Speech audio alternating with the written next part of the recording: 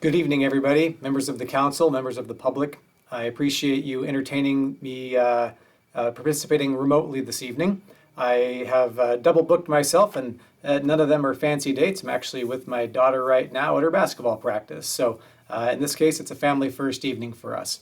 Just a few updates for you. My report isn't terribly lengthy.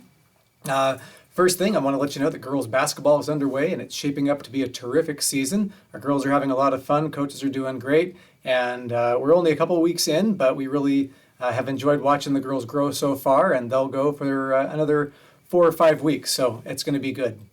We've got a book fair coming up the week of March 13th. That's put on by our Parent Teacher Student Association, or PTSA. They'll run that for about 4 days that week, Monday through Thursday. The end of that week, that Wednesday and Thursday, is parent-teacher conferences for the spring. So that'll kind of be a culminating thing. We've already got people in the school for parent-teacher conferences, so it's a great night for a book fair. Right after those conferences, from March 17th to the 26th, is spring break. That's only a week, but it includes the weekends. And our teachers and our staff and our students, they need that break right now. So we're looking forward to getting them some much-needed R&R. Shortly after we return from spring break in early April, track season will start. We get the luxury here in Montana, often starting track season in the snow and the rain if we're lucky.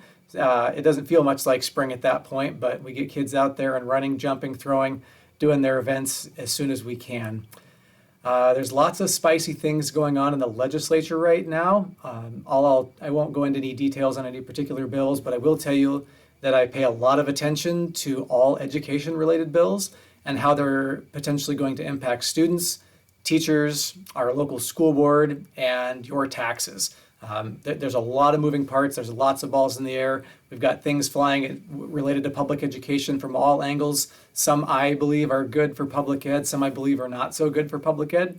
And at any rate, I want you to know that I make a lot of contacts with legislative committees and sometimes our local legislators just to let them know how decisions and potential bills and actions can impact us here at Lolo. So I encourage you to pay attention as well to those kinds of things, because there's a lot going on in the Montana legislature this year, and I would encourage you to be in tune with that.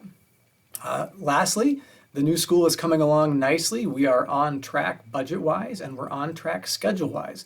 That means for a late August move-in and an early September start of school. So at this point, we don't anticipate a significant delay in us being able to start and hold school next year, or a big delay in getting things over to the new school and giving teachers a chance to unpack and kind of settle into the new space.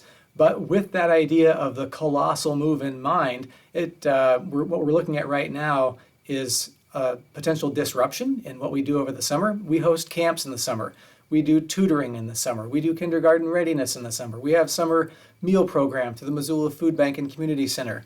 We have the summer library, both through the school and or the Missoula County Public Library Extension Service. Any of that is facing some disruption this year, and what we're doing right now is looking internally and with those community partners to see how we can minimize the impact or create some alternates that might be able to serve our community while the current school is maybe less than desirable or unavailable and the new school isn't ready to move into yet. So we're very mindful of that. There aren't going to be any real perfect solutions that we can foresee right now, but we want to be really conscientious of how to minimize the impact to our community and the services that we provide over the summer, both for students and our regular population. So it's going to be a tricky summer for us, and we'll have more details on all of that as things come up. So there's a quick snapshot from Lolo School. Thanks again for allowing me to participate remotely.